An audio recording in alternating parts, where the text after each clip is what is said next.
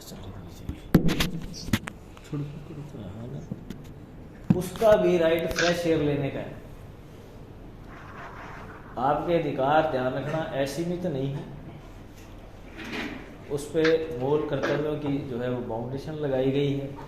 आपके अधिकार उतने तक ही हैं जितने तक आपके हाथ फैलते हैं। जहाँ दूसरे की थप्पड़ बन जाता है वहाँ अगले के अधिकार भी शुरू हो जाते हैं। ठीक है, तो आप ये नहीं कह सकते कि जी मैं देख लूँगा। आपको भी अपनी लिमिट में रहना होगा, भी कहाँ तक है, क्या अपनी हद में रहे। ये कहाँ से लाइन बनी है, अपनी बाउंड्री में रहो, अपनी सीमाओं में रहो, अपनी लिमिट्स में रहो। ये कहाँ से लाइनें बनी है, यहीं से बनी है। आपके अधिकार जो हैं वो एक सीमित मात्रा में है। जहाँ तक आपके हाथ फैल गए वहीं तक आपके अधिकार हैं, उसके आगे आप अगले के अधिकार शुरू हो जाते हैं। आप तो घुसोगे तो अगले को भी डांग निकालने का अधिकार वहाँ चालू हो गया कि जी अब देख ले इसमें आ जा, पग तो रख के दिखा। ठीक है ना, ये राइट्स की बात करते हैं जो संविधान से निकलते हैं। वो सारे संविधान की मूल भावना, टीपी एक्ट पढ़ाया, हिंदू एक्ट पढ़ाया, ये सारे संविधान की मूल भावना से निकले हैं। जहाँ जहाँ सुप्रीम कोर्ट को वकीलों का स्वर्ग भी कहा गया। सारा दिन बैठे ढूंढते रहते हैं भी कौन सी गलत बात है, उसको लेके आगे जाएं और उसको कुछ नाम भी हो और बात भी सही है, दोनों ही बातें होनी चाहिए। तो आज महिलाओं के संबंध में जो बात है, जेंडर सेंट्रिक जो है लॉज, वो कौन कौन से हैं महिलाओं के संबंध में? किसी को ध्यान है कौन कौन से कानून है?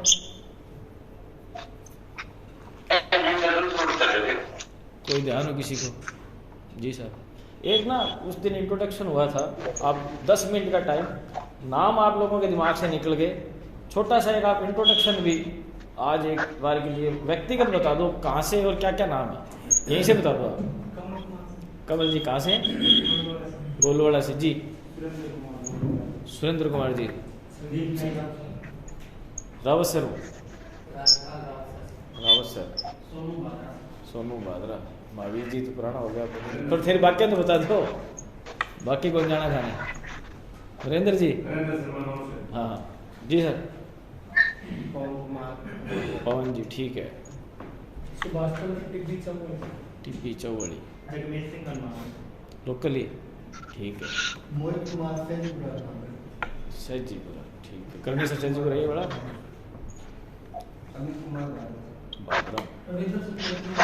रविंदर सिंह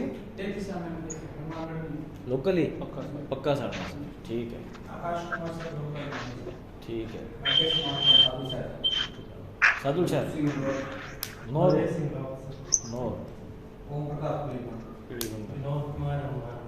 लोकली, ठीक है, कुलदीप सिंह बनवाला, दिलीप सिंह राव सर, गोलवाड़ा से लोकल से, ठीक है। उस दिन वो एक उसका पार्ट था और वो आपके वो पेज लेने रह गए और वो पेज लिखे थे ना, वो देखने रह गए। चलो जो भी था, एक उस ध्यान नहीं था। तो महिलाओं के संबंध में छोटे छोटे ब्रीफ में आपको मैं बता देता हूँ कौन कौन से एक्ट है। किसी को कोई ध्यान है?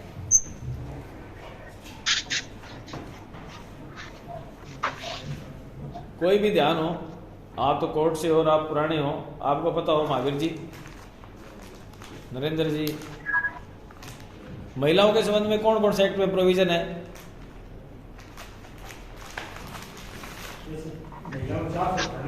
498, ठीक है, 498 से शुरू कर लेते हैं। 1860 का एक्ट है, परंतु ये 1986 या कुछ में 498 जोड़ा गया था। वही बात आती है संविधान से कि मूल भावना के अगेंस्ट इसमें कोई प्रोविजन नहीं थे, तो ये आईपीसी जोड़ी गई। हस्बैंड, क्रूल्टी बाय हस्बैंड और their relatives, cruelty by husband और रिलेटिव्स, उसमें इतना ही दो एक चीज़ें लिखी है। क्रूरता किसके द्वारा? पति के द्वारा और पति के रिश्तेदारों के द्वारा। दहेज वर्ड उसमें कहीं नहीं दिया हुआ, आपकी जानकारी के लिए बता दूं। पूरे उस 498A एक्ट में कहीं भी जो है दहेज शब्द नहीं दिया हुआ। इलीगल डिमांड वर्ड यूज किया हुआ है। मानसिक, शारीरिक, हर प्रकार की प्रताड़ना यूज की गई है। कौन करता है?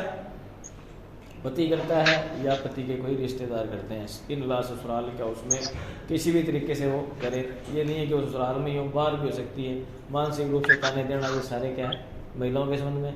406 स्त्री धन के संबंध में है।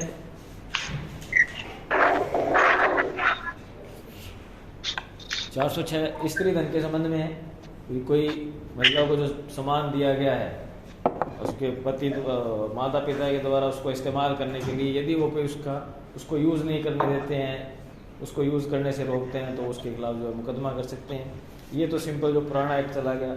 उसके अलावा महिलाओं के संबंध में 354 के संबंध में जो धाराएँ हैं कैक है जो रखी हैं, जिसमें outrage of her modesty word use किया गया है। महिला की बेइज्जती करने से आशय से कोई काम, यदि कोई छेड़खानी करता है, इंटेंशन मस्ट है उसके अंदर, उसकी छेड़खानी करना, उसकी बेइज्जती करना जो है उस तरीके से कोई काम करता है तो वो उसको जो है पनिशेबल बनाया गया है। और 376 के संबंध में जो धाराएँ हैं, रेप के संबंध में जो धाराएँ हैं, वो IPC से गवर्न हो जाती हैं।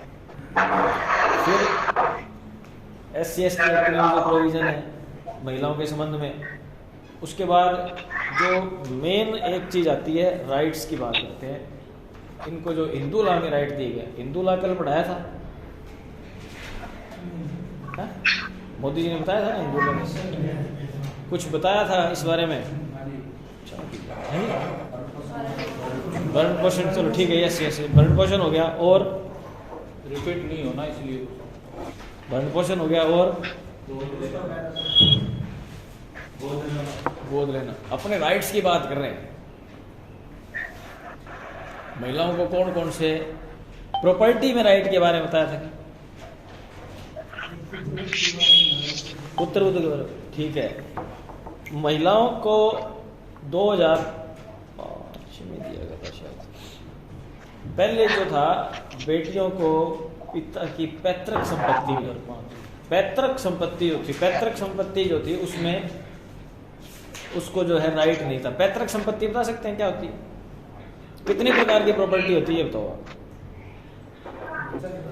हैं? चलो वे दूसरा मैंने वो क्या मतलब गलत होगा पर तजुर्बा तो होगा, आपको पता तो लगेगा भी चल कहाँ यूज करनी है और दूसरी जो मैं बात कर रहा हूँ वो कहाँ यूज करनी है या नहीं। तो कितने प्रकार की प्रॉपर्टी होती है? चल और चल मूवेबल एंड इमूवेबल, परंतु यहाँ we are not talking about immovable and movable property, we are talking about पैतृक संपत्ति, ancestor property and self acquired property. There are two type of property, self acquired property and ancestor property. पैतृक property, पैतृक self acquired हुई जो खुद की है, जो खुद की कमाई है, सुबह शाम करके दिहाड़ी करके शाम को जो भी उसने इन्वेस्ट करके कुछ पैसा बनाया, शेयर खरीदे हैं और खरीदे हैं, जो भी प्रॉपर्टी है वो मूवेबल इमूवेबल हो सकती है, परंतु property I self acquired. Property खरीद ली, मकान खरीद लिया, मोटरसाइकिल खरीद लिया, वो क्या हो गया? Self acquired. और एंसेस्टर प्रॉपर्टी जो पीछे दादाओं परदादाओं से आई है, पूर्व से चली आ रही है, लगभग 3-4 साल पीढ़ी से यदि जो कोई प्रॉपर्टी चली आ रही है वो क्या है? पैतृक प्रॉपर्टी है। तो पैतृक प्रॉपर्टी, एंसेस्टर जो सेल्फ एक्वायर्ड है, इसमें तो किसी को राइट होता ही नहीं। मेरी प्रॉपर्टी है, मैं किसी को दे के जाऊँ, चाहे मैं उसको गिफ्ट करके जाऊँ, चाहे मैं उसको कैसे दे के जाऊँ, चाहे मैं चाचे को दे के जाऊँ, चाहे मैं पड़ोसी को दे के जाऊँ। कब तक? जब तक मैं जिंदा हूँ। जब तक वो प्रॉपर्टी मेरे नाम है और मैं जिंदा हूँ, मैं उसको किसी भी प्रकार से डिस्पोज ऑफ वसीयत कर सकता हूँ। कौन सी है? ठीक है। बाकी कौन सी प्रॉपर्टी है? वसीयत से जो प्राप्त होती है वो प्रॉपर्टी कौन सी है? सेल्फ है या एंसेस्ट्रल है? वसीयत से जो संपत्ति दे, चाहे कोई वसीयत कर रहा है, वसीयत तो पड़ोसी को भी की जा सकती है, दादा भी कर सकता है, पिता भी कर सकता है, अड़ोसी पड़ोसी भी कर सकता है, कोई भी कर सकता है। जो अपने पास आ गई ना वो अपनी हो गई, जो अपने नाम चढ़ गई, सेल्फ एक्वायर्ड। बस। अब बात चल रही है पैतृक प्रॉपर्टी की, सेल्फ एक्वायर्ड प्रॉपर्टी की। और वो प्रॉपर्टी है मेरे दादा के पास थी और मेरे पास आ गई और मेरी डेथ हो गई, अब वो प्रॉपर्टी कैसे जाएगी? मैंने खुद तो कमाई नहीं है, वो बंटेगी। पहले इस संपत्ति में बेटियों को राइट नहीं था, पहले सिर्फ बेटों में ही बंटती थी। 2005 के बाद बेटियों बंटने लगी, परंतु फिर ये समस्या आ गई कि यदि उसकी कभी डेथ पुरानी हो चुकी है, एक्ट तो 2005 में आ गया, ऐसी संपत्ति को डिस्पोज ऑफ होनी पड़ी। 2005 के बाद भी ये आ गया भी चाहे उसकी डेथ बाद में हो गई तो भी उस व्यक्ति को जो है उसमें राइट मिलेगा। वनीता शर्मा बनाम राकेश शर्मा का केस था जो 2000 लॉकडाउन में डिसाइड किया सुप्रीम कोर्ट ने। उसने कहा नहीं अब तो जो राइट है वो राइट है, अब बात करते इसको वापस से जोड़ लो, संविधान से जुड़ जाएगा ये वापस क्वेश्चन, क्योंकि राइट तो रहेगा ही रहेगा या नहीं रहेगा। अगर ऐसा कोई काम जो इलीगल हो, जो आपके अधिकारों का हनन करे, वो एक्ट जो है फर्जी एक्ट नकली है, बात खत्म होगी, उसको हटा दो या उसको जोड़ दो जो मेरे अकॉर्डिंग चलेगा। समानता का अधिकार जब दे रखा है तो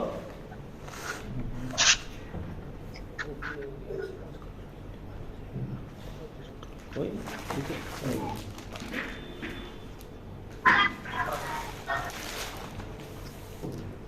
तो फिर ये उससे कहां से जुड़ गया? आपको तो ये देखना है भी संविधान की मूल भावना के खिलाफ कोई कानून है, वो संविधान वो ही कानून है बस।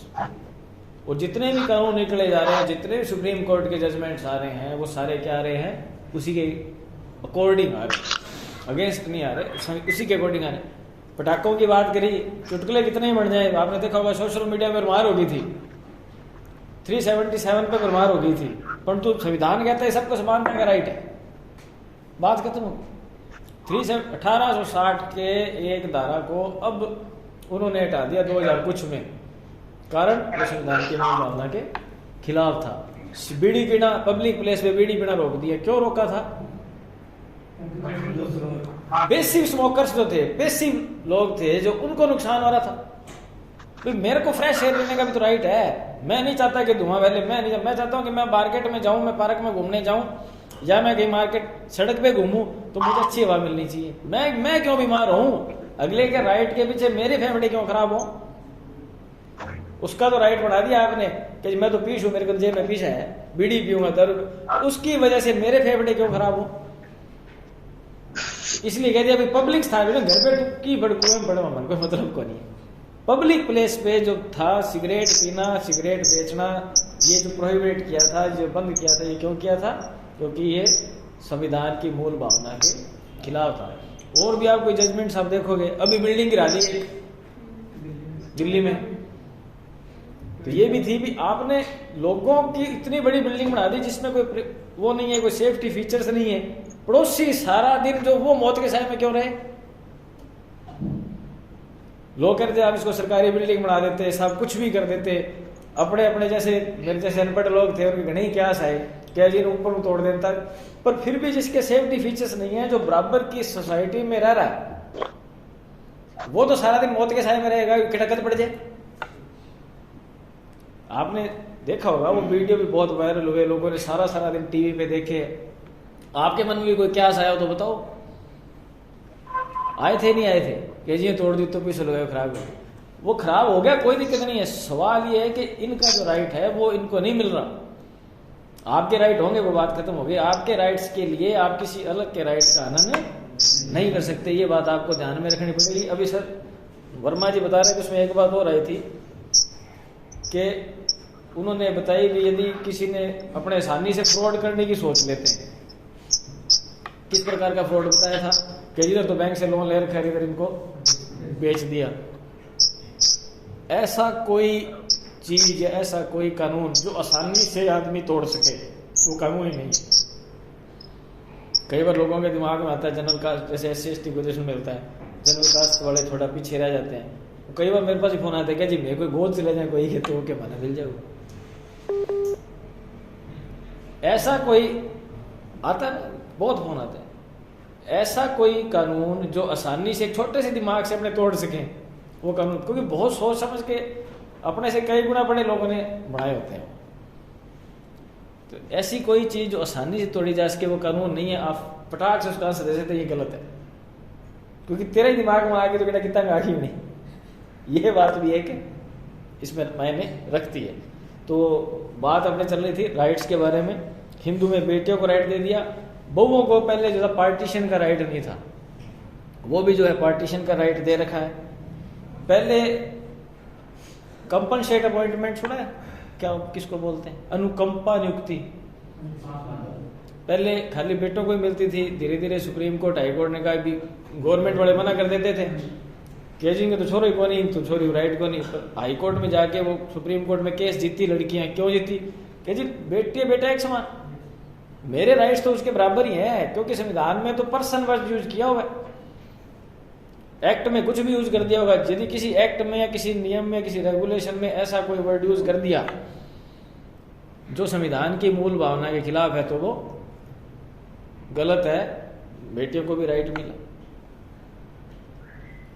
गुजारा भत्ता का मेंटेनेंस का तो बताइएगा, और मेंटेनेंस किस कंडीशन में बताया था?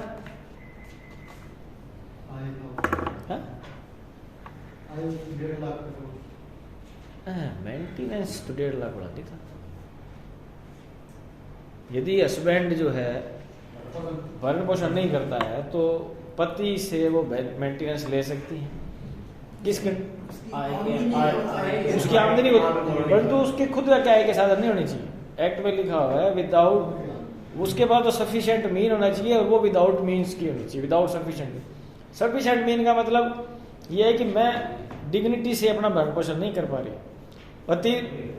पति तो कमा रहा है 2 लाख रुपया, और वो लुगाई ने कैसा तो 2,500 रुपया ले ले, क्योंकि 2,500 रुपया देश हूँ मैं तो 5,000। डिग्निटी उसके सफिशिएंट और डिग्निटी उसके बराबर उसे जीने का अधिकार है। क्योंकि लड़की की शादी यदि कोई करता है, माँ बाप देखते हैं तो मेरे पर नम को तो करेगा नहीं, वो देखता है लेवल होना चाहिए, जमीन होनी चाहिए, नौकरी वाला भी होना चाहिए, कारण उसके भी ख्वाब है, उसके भी ख्वाब है। क्योंकि रहने का तरीका सलीका ही नहीं हो, रहने की डिग्निटी से नहीं रह सके तो फायदा क्या हुआ। शादी तो देख दी उसकी 100 बीघा जमीन देख के, बढ़िया नौकरी देख के, डिस्प्यूट हो गया तो कोई 2,500 5,000 से काम थोड़ी चलेगा उसका। यदि वो बढ़िया मकान में रह सकता है तो लेडीज को भी बढ़िया मकान में रहने का कहते, उसके लेवल के अकॉर्डिंग उसको खर्चा मिलता है। पर केस कोर्ट में साबित करना लड़की की जिम्मेवारी है कि वो साबित करे कि उसके पास इतनी जमीन है और इतनी उसकी इनकम है।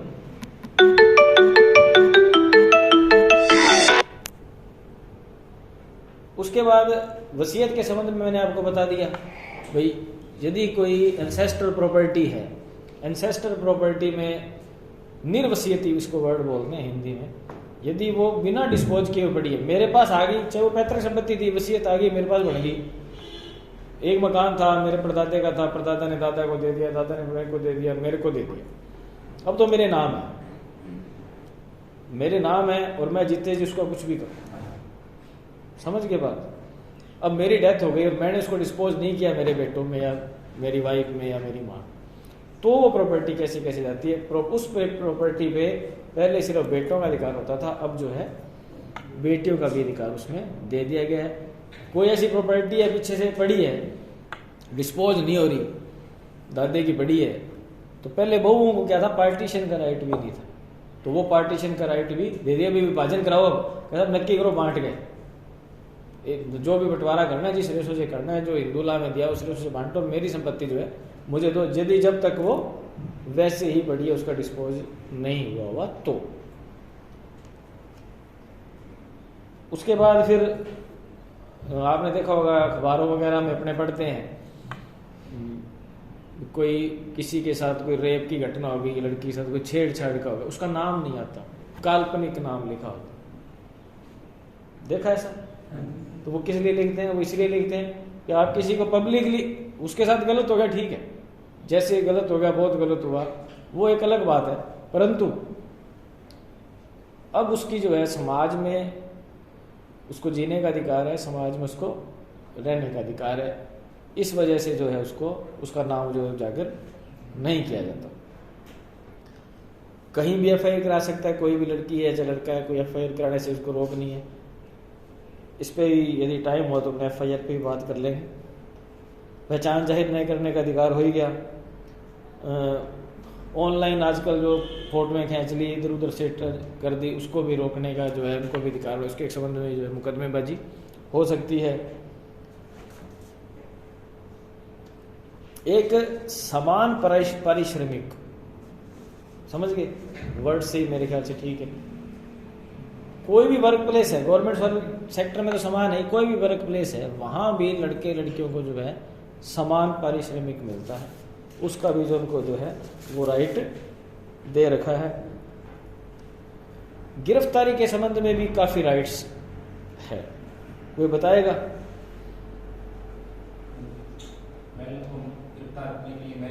मेल लग जाएगी, वेरी गुड। और टाइम भी होता है, बिल्कुल सही। ये तो जनरल चीज़ें सबको पता होनी चाहिए। थाने भी नहीं बुलाया जाएगा पूछताछ के लिए, उसको पूछताछ पुलिस ही करेगी घर आगे, यदि करनी है तो गिरफ्तार करके ले जा सकती है, पूछताछ के लिए थाने नहीं बुलाया जाएगा। ठीक है, ये से नहीं, गिरफ्तारी के ऑर्डर की वो फिल्मों में लगता है कई बार अपने को, वैसे उसके संबंध में अलग अलग धाराओं के संबंध में प्रोविज़न है, उसके संबंध में भी देख लेंगे, अपने बात कर लेंगे यदि टाइम रहा तो। ससुराल वाले केसेज हो ही गए, प्रताड़ना वाले, ये जनरल नियम है। एक्ट में तो हर पे 2-2, 3-3 धाराएं हैं, कब बुलाया जाएगा, कब नहीं बुलाया जा सकेगा, लगभग एक कानून है कब नहीं बुलाया जा सकेगा, कब बुलाया जाएगा, कौन पूछताछ करेगा, कितनी रैंक का अधिकारी होना चाहिए, किस धारा में, जितना संगीन अपराध उतना बड़ा अधिकारी उसकी जांच करता है, ये थोड़ा सा सिस्टम है, तो ये उसके संबंध में चलता रहता है। ये जनरल महिलाओं के संबंध में बातें होंगी। चाइल्ड मैरिज एक्ट भी एक महिलाओं के संबंध में, लड़कियों के संबंध में हो गया एक gender equality. Special marriage act की बात भी है, अब इंटरकास्ट मैरिज हो सकती है, दोनों बालिग होनी चाहिए। कोर्ट मैरिज का भी प्रोविज़न है। चाइल्ड मैरिज एक्ट के बारे में किसी को पता हो?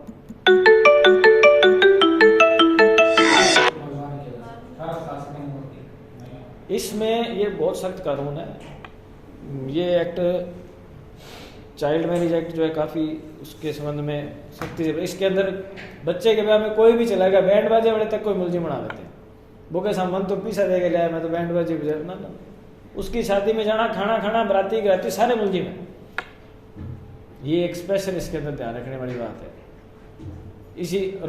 इसके संबंध में तो आपको पता लगे कि कहीं कोई बाल विवाह हो रहा है, एसडीएम को आप शिकायत करो, वो सारा काम छोड़ के जाएगा। कभी और अखबार में कर देगा कि बाल विवाह रोका, एसडीएम ने मौके पर पहुंच के बाल विवाह रुकवाया, न्यूज़ पढ़ी होगी। बहुत ही सख्ती से ये कानून, इस कानून का पालना कराया था। आप कभी भी आपको लगे, झूठा नहीं, कभी भी आपको लगे कि वहाँ वास्तव में बाल में, आप एसडीएम को सूचना दे के देखना। जब मैंने वकालत शुरू करी थी तो मैंने दे के देखी थी, एसडीएम ने सारी फाइलें पूरे छोड़ के पुलिस को आप लोग फटक से, हाँ वो गुप्त रखी जाती है, वो चाहे तो गुप्त रखी जाती है,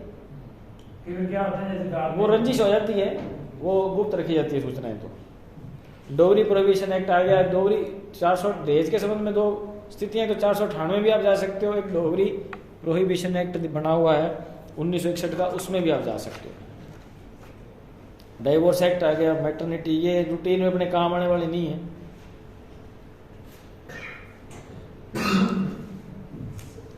इक्वल रिम्यूनरेशन आ गया, डोगरी, ये लगभग महिलाओं के संबंध में। फिर भी आपके संबंध में कोई बात हो, आप पूछना चाहें जेंडर इक्वलिटी पे, इस पे जो महिलाओं के संबंध में जो अपने यहाँ लगभग चलते हैं, वो मैंने आपको लगभग बता दिए। फिर भी कुछ पूछना चाहो तो अपने बात कर सकते हैं। कोई भी चीज हो, दीवानी जिसमें आदमी दीवाना हो जाए।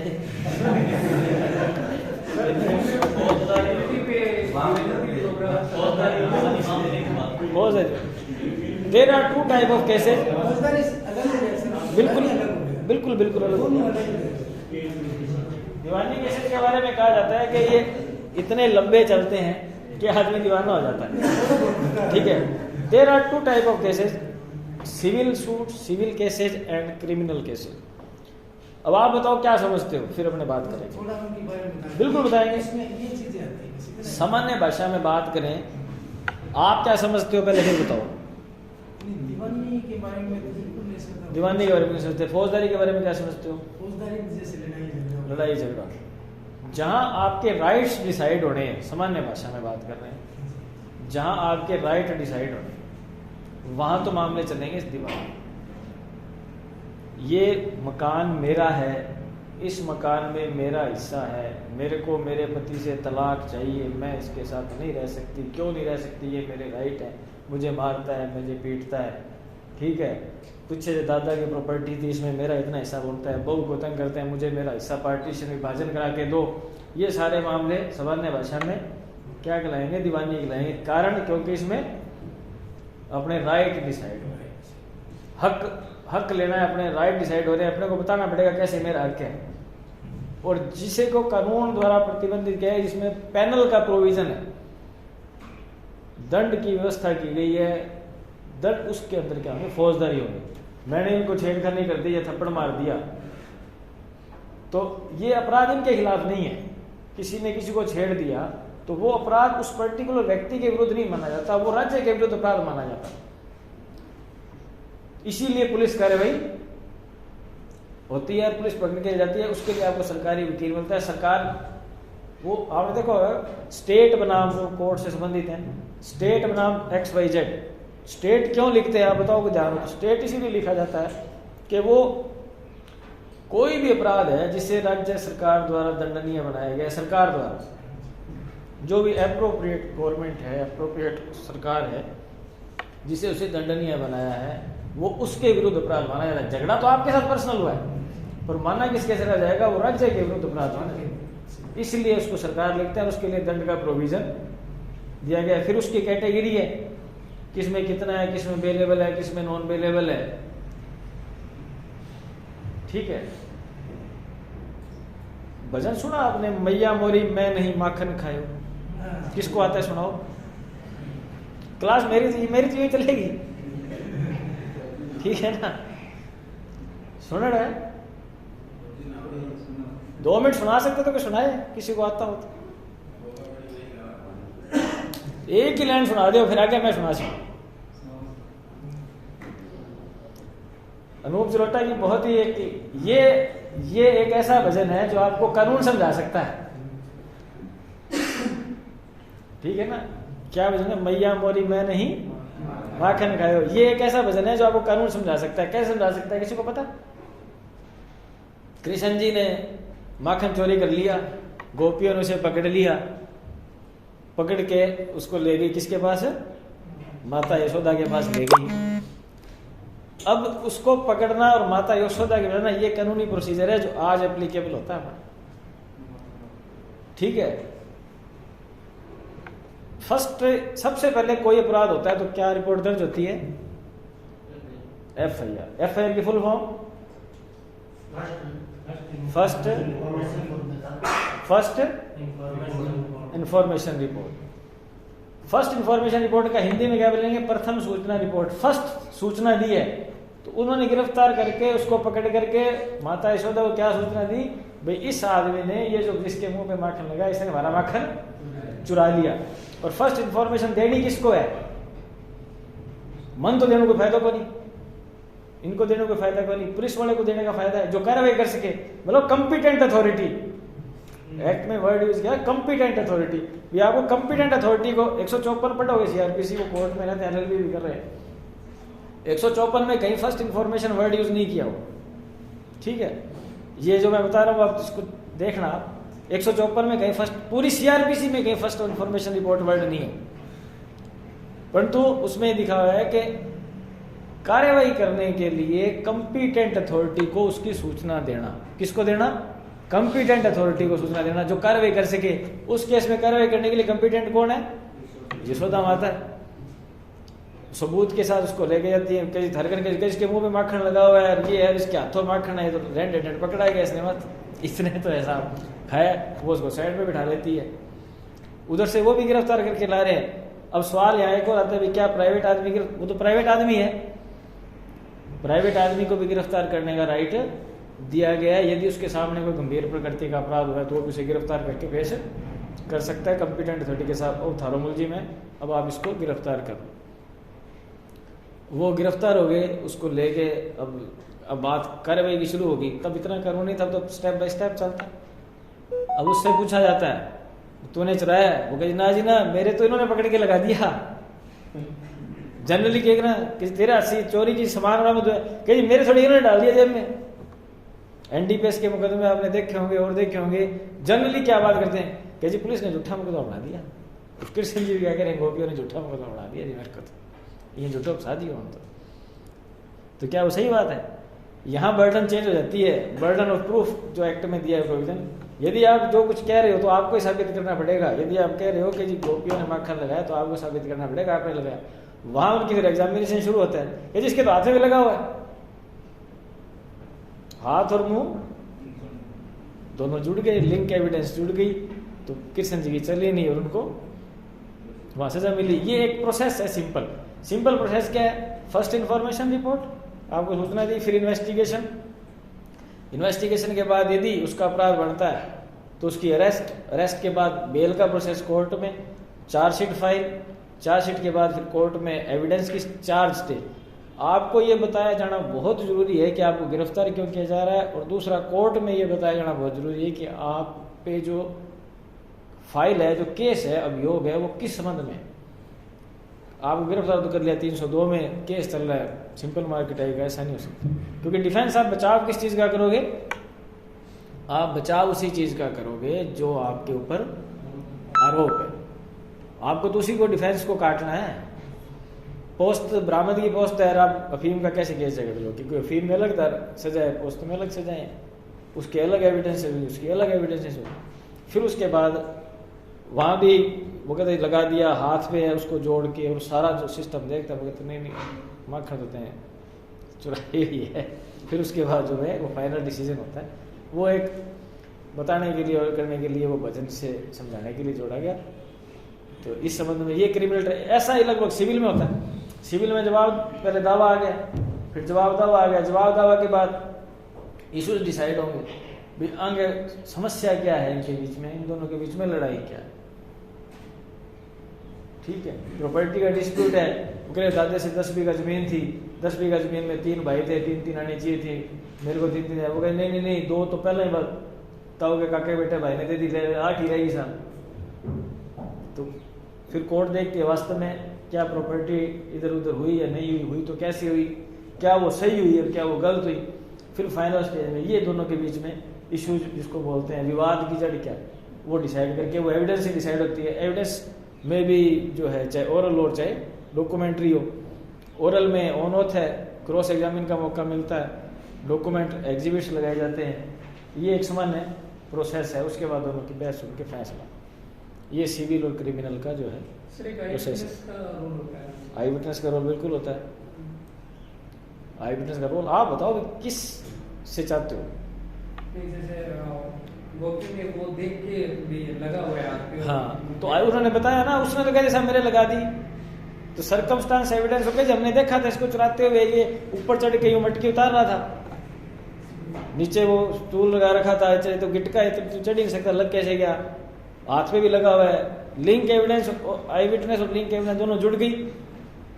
क्रॉस एग्जामिनेशन में कृष्ण जी को कुछ मिला नहीं, भी मैं बचूं कैसे? वो तो भाई एक ही बात कहते रही, हाँ लगा दी, हाँ लगा दी, हाँ लगा दी, उससे कोई बात नहीं पड़ी है, सबूत नहीं थे। बर्डन चेंज हो जाती है। फिल्में भी आपने बहुत देखी होंगी, पुरानी फिल्मों में वेपन पड़ा है, पकड़ते हाथ के निशान आ गए, फिर वो वहाँ बर्डन चेंज हो जाती है। एक्ट में प्रोविजंस दिए गए हैं, बर्डन शिफ्ट कब हो जाता है? सामान्यतः प्रोसिक्यूशन पे बर्डन है कि वो साबित करेगा, पर जहां आपने कह देते हैं, जहां आपने एडमिशन कर लिया, हाँ जी माखन तो लगा हुआ है, पर लगा दिया इसने, अब बर्डन शिफ्ट हो गई, जो बोले वो कुंडा खोले वाली बात आ गई। अब ठीक है, अब आप बताओ। अदरवाइज सारी इनकार करते प्रोसिक्यूशन पे सारा बर्डन है। कुछ मामले में बर्डन जो है मुलजिम पे भी है, जो डोवरी डेथ के मामले हैं उसमें बर्डन शिफ्ट हो जाता है। ये तो फिर अब क्या है कि कुछ आप अभी लॉ नहीं करी, कुछ LLB करोगे, फिर कोई हमारी इतने कोई 10-15 साल का कोई एक्सपीरियंस होगा, फिर जाके थोड़ी चीज़ें ये क्लियर होगी। शुरुआत के लिए उथला समझने के लिए मेरे हिसाब से इतना सफिशिएंट है। फिर भी अपने आपके पास प्लेटफॉर्म है, आपके साथ अब 15-20 मिनट और है, कोई भी आपका टॉपिक हो बता दें, जरूरी नहीं। हाँ, आप ज्ञान के लिए पूछना, टेस्ट लेने के लिए मत पूछना, कम से कम। कई औकात होता है चेक करना, कुछ आवे खटक को नहीं आवे साहब। उससे क्या होता है, उससे ना इतना बढ़िया हमें पता भी लग जाता है। हाँ, इतनी थोड़ी जानकारी बहुत है। LLB जी तलाक लेने के पश्चात पत्नी का पति की संपत्ति में हक रहता है, बिल्कुल रहता है। तो उससे महिला को भी सुलभ का जो रिजर्वेशन है उसका ये रिजर्वेशन कौन सा? सुलभ का जो वो एक अलग एक्ट बनाया गया, डाइवोर्स के लिए बना दिया। महिला के लिए क्यों बनाया गया? देखो ऐसा है, वो महिला के लिए ये बनाया गया कि अब सामान्यतः अवधारणा यही मानी गई है कि जी महिला ही प्रताड़ित है, क्योंकि महिला कैसे प्रताड़ित है जब मामला पीड़ित है? हाँ अभी बताते हैं। ज़्यादातर ये बहुत बड़ा सर्वे हुआ, उसमें ये बनाया गया महिलाओं के संबंध में अधिकार। क्या जी रूटीन में जब ये कानून बना तो रूटीन में देखा गया कि जी बहू में ही जलती थी, बहू में ही प्रताड़ित होती थी। वो बेटी उस घर में रह रही है, वो तो कभी कंप्लेंट नहीं कर रही कि जी मेरा माँ बाप मारे में, उसके कभी स्टोव से आग नहीं लगी, उसके कभी गैस चूल्हे से उसकी साड़ी नहीं जली कि जली, कभी सुनने में आया? आज तक कायल होता हुआ। जब ऐसा कुछ नहीं आया तो फिर ये प्रिजम्पशन की गई भी जहां तक सिस्टम है वो बहुओं के तक की दिक्कत है। 2-4 मामले हो सकता है गलत हो, अपने इस पे इनकार नहीं कर रहे, ये नहीं है। इसका मिसयूज भी हुआ है, इसको एज ए वेपन ये बनाया तो शील्ड के लिए गया था भी हमारा इससे रक्षा होगी, पर इसको एज ए वेपन भी इस्तेमाल होने लग गया। सुप्रीम कोर्ट के जजमेंट्स भी हैं, कई केसों में उन्होंने साबित भी किया है। जिस केसों में उन्होंने साबित कर दिया उस केस में उनको कुछ नहीं मिला,